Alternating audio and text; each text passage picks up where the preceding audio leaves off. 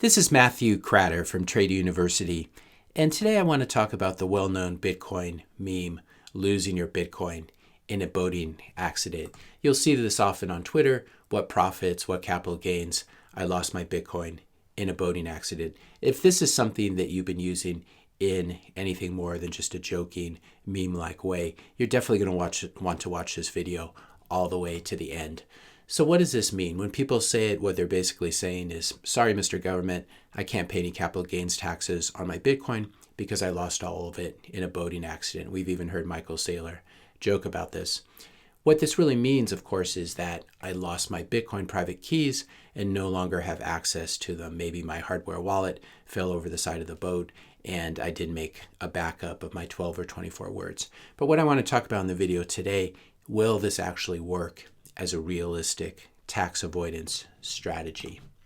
So what happens? How do most people buy Bitcoin? How did I buy most of my Bitcoin? You open up an account somewhere like Coinbase Pro. You give them all this personal information, which they're required by the US government to collect. And this is fairly true as well for Europe and Canada and Australia and most parts of the world.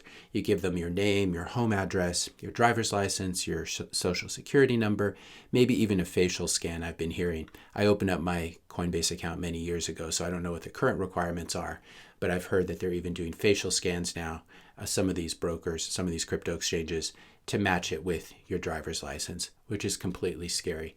But if you want to buy Bitcoin using Coinbase, Kraken, Binance, Strike, Gemini, this is what you have to go through in the US because of our lovely legislators.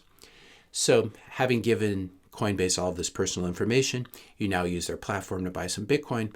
But because you're a good Bitcoiner, you know that the next step is to withdraw it to a hardware wallet for cold storage. You've heard this saying, not your keys, not your coins. If you don't control the private keys, then you don't really own the Bitcoin. And if something were to happen, if the US government were to tell Coinbase, freeze that account, you wouldn't be able to get your Bitcoin off the exchange. And this could happen as part of a massive confiscation, much as what happened to gold in the US in 1933 when all the gold was concentrated in the banks and the US government said, sorry, you can't have it back. So something like this could happen with Bitcoin, especially if people leave their coins on exchanges. Again, if exchanges get hacked as well, you could end up losing your Bitcoin if their insurance policy doesn't cover you.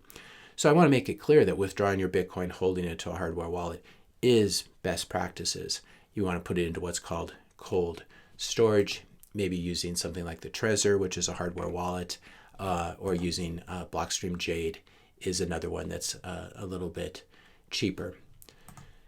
So when you get one of these Trezors or Blockstream Jades, one of these hardware wallets, you set it up, you generate a receive address, and then you request Coinbase to send your Bitcoin over to your cold storage. Again, this is how you know that you're not controlling your Bitcoin, because you actually have to ask them permission. You have to ask them to send you your Bitcoin. If you actually had control of your Bitcoin, you'd be able to send it to yourself. But again, this is another reason to get it off of Coinbase.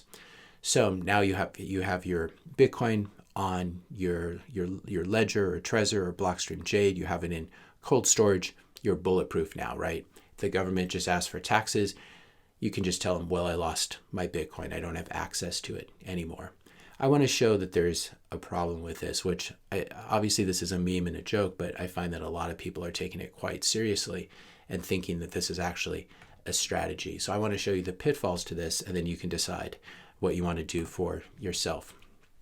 When you buy Bitcoin, all these exchanges report all of your Bitcoin purchases to the IRS, especially if you're a US citizen. If you live in Europe, probably the same thing happens. And even if they don't end up reporting your purchases to the IRS, your purchases of Bitcoin, how much you bought, what price you paid, at any point in time, the US government can ask Coinbase for their file on you. This is one of the deals that happens when you're a regulated company. So if the US government wants to find out what sort of crypto trading or buying or selling you've been doing, they can do it very easily. So we have a situation where the government, US government, or whatever your government is, and Coinbase, they know your name, your address, all this personal information. But here's the key thing. They also know that Bitcoin address that you withdrew the Bitcoin to. And now what they can do is they can use that address to monitor you. They can view it on the Bitcoin blockchain, which is an open ledger available for anyone to view. And by doing this, they have linked your pseudonymous Bitcoin address with all of your KYC personal information. And as such, they can now follow your Bitcoin all across the blockchain as it moves. So here's, for example, here's a Bitcoin address up here. This is a BC1, one of these BC1 addresses. We can see that this address has received, this is almost certainly an exchange. I'll check in a minute, but it's received over four, almost 5 million Bitcoin, and it's sent 4 or 5 million Bitcoin. If we take a look, this is this is Binance's hot wallet. You can see all the activity here. You can see it coming and going. And then you can see the final, what's very important here is the balance. We can see that this wallet is currently holding 62,096 plus a few sats worth of Bitcoin. And so this is the real problem with KYC. It's not that Bitcoin has a privacy problem. It's that all of us have a KYC problem where governments track us and they require personal information to buy things like stocks and Bitcoin, which is absurd. We should be able to buy it without giving them our information. But this is the law, and it's supposedly meant to protect us from money laundering and terrorists. But what in fact it does is you end up with these vast centralized databases that have all of our personal information. And then if Coinbase gets hacked, for example, for their personal information, their customers' information, then hackers end up with all of this information. They know your name, they know your home address, and they can knock on your door and say, give me some Bitcoin because I know you bought this much Bitcoin from Coinbase. So this is the real problem with KYC. It actually is just a moat for existing companies. It does not protect individuals, and it presumes all of us guilty when most of us are in fact innocent. But it is just another form of government control that's sold under the guise of trying to protect us from terrorists or something like that. So here's the problem. If after you withdraw that Bitcoin to your hardware wallet, it's sitting on it at an address there that everyone can see.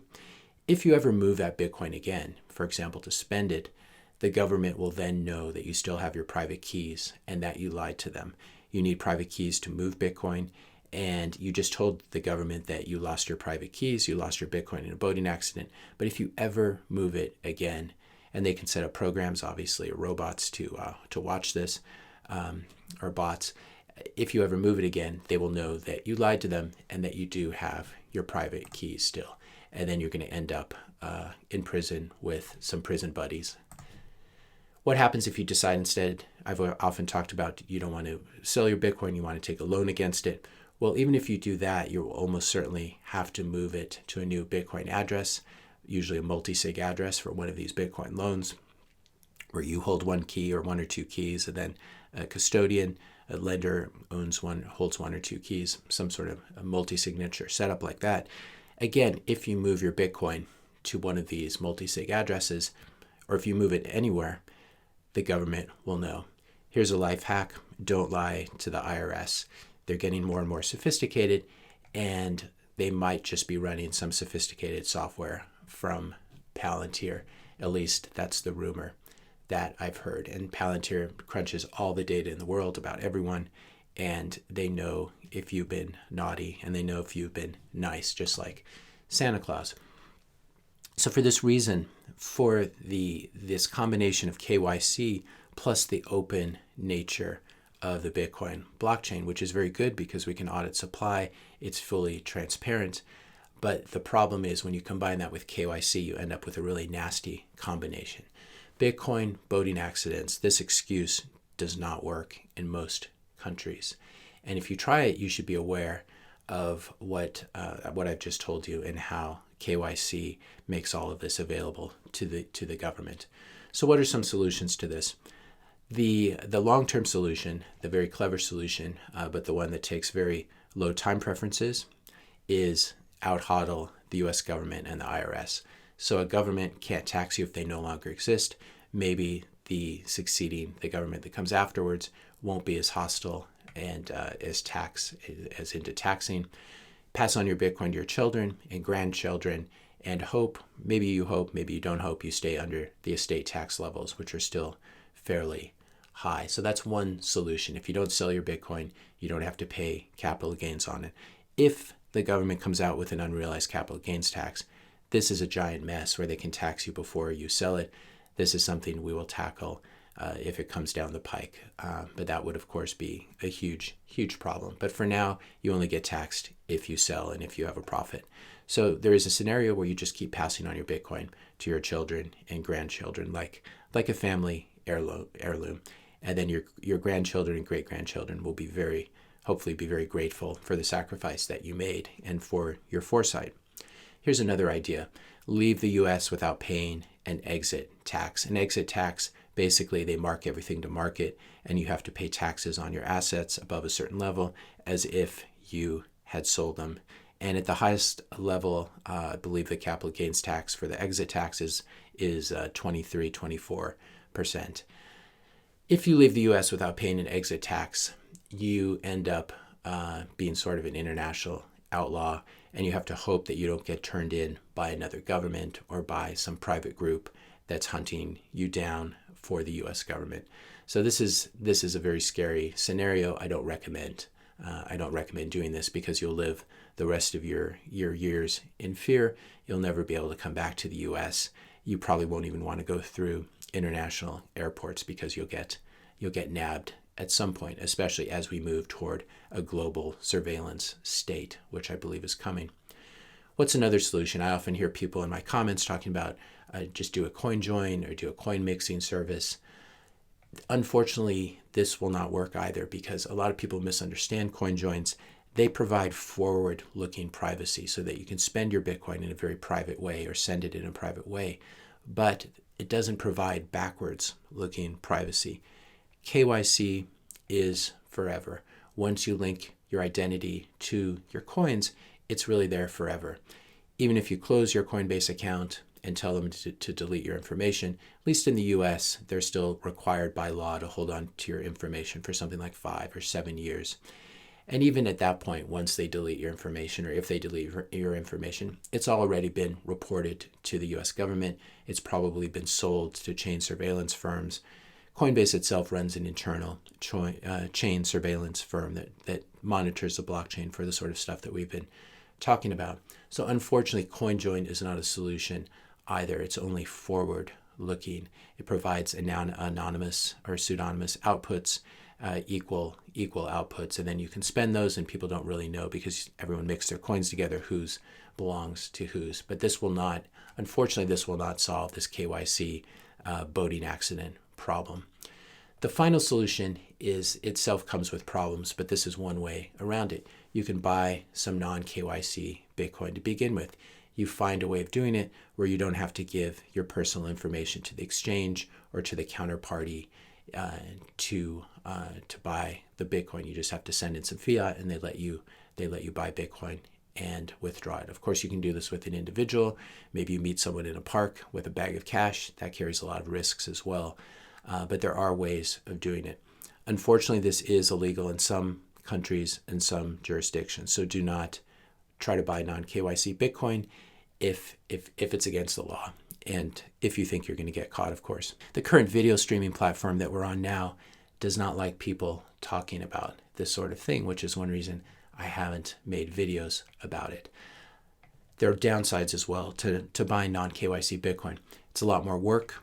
It's more difficult to buy large amounts, and you might accidentally buy your Bitcoin from a spook or a spy. So this doesn't come without its own pitfalls. We really do live in an ever encroaching surveillance state, and these are the problems when people have let it get to this point.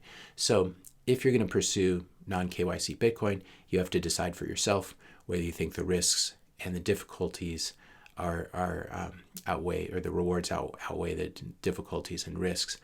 This is something you can research on your own. If you're going to do that, I definitely recommend using a Tor browser.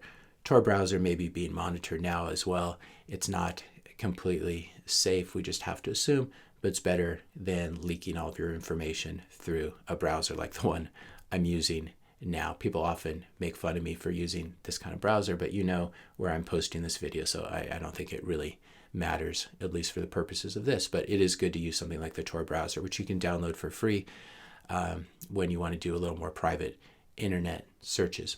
If you want some hand holding, if you want some shortcuts and you don't want to have to research this on your own, I've covered it along with many, many other things in my Bitcoin course, The Ultimate Guide to Bitcoin, where I have 4 lectures, 1, 2, 3, 4, how to buy Bitcoin anonymously in a non-KYC manner.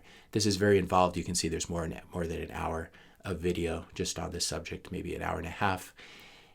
And in addition to that, I also cover things like setting up your own Bitcoin node, and then a lot of the theory behind Bitcoin that will help you become a better hodler and understand it at a really deep level. What are final settlement assurances? Why is Bitcoin actually so volatile, etc.? Some of the stuff I've talked about on YouTube, some of it is only available in this course. If you decide to buy this course, it's a monthly membership, and it gives you access to all my other courses as well. So if you're interested in momentum stock trading, day trading, trading options, how to make money with IPOs, trading futures, etc., all of this is available when you become a Trader University premium subscriber. If this is something that interests you, you can click on the link in the description notes below, get you access to this course as well as all my courses. For these, you can click on any of these boxes and see the full list of courses and see what you'll be getting. But when you join, you get access to everything. If this is something that interests you, you can scroll all the way to the bottom here, click Get It Now, and that'll take you to the checkout page. Normally access to all the courses, including the Bitcoin course and how to buy Bitcoin anonymously and without KYC. Normally access to everything is just $125 for 30 days access. But because you've listened all the way to the end, I want to give you a coupon code here. It is YT, as in YouTube, 99. If you just click update, that would take $26 off the full price. So you'll get access to everything, including the non-KYC Bitcoin piece, for just $99. You can cancel at any time. There are no long-term contracts. But if you stick around, I'm trying to constantly add new lectures to the courses, especially the Bitcoin course. That's the one I'm spending most of my time working on. And I have some very interesting lectures coming down the pike if you choose to join. If you found this video helpful, be sure to hit that subscribe and like button. Hit the notification bell if you want to be notified when I publish my next video. And let me know your questions and comments in the comments section below. I will be taking some time off this weekend to do some activities with the wife and kids, so no videos on Saturday or Sunday, but I hope you guys all enjoy your weekend. Remember to turn off your screens, get out in nature, and enjoy everything that the outdoors has to offer. And I look forward to seeing you on Monday with a new video. Thanks a lot for watching.